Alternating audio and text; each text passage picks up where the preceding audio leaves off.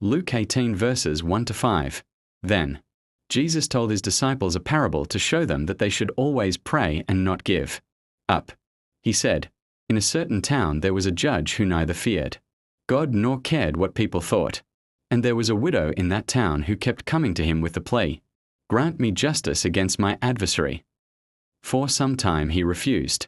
But finally he said to himself, 'Even though I don't fear God or care what people think, yet because this widow keeps bothering me, I will see that she gets justice, so that she won't eventually come and attack me.'"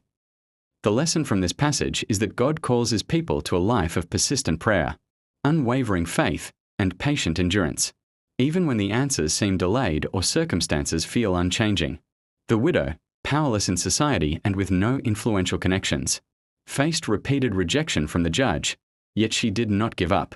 She kept returning, day after day, with her request, demonstrating a faith that refuses to be silenced by disappointment. This persistence is not about trying to force God's hand, but about proving the depth of our trust in his character and our dependence on his will. If an unjust, selfish judge, who neither feared God nor cared about people, could eventually grant justice simply to avoid being worn out, then how much more will our loving, righteous, and compassionate God respond to the cries of his children who call to him day and night? This passage also teaches that prayer shapes us while we wait. It strengthens our faith, aligns our desires with God's purposes, and keeps our hearts anchored in hope.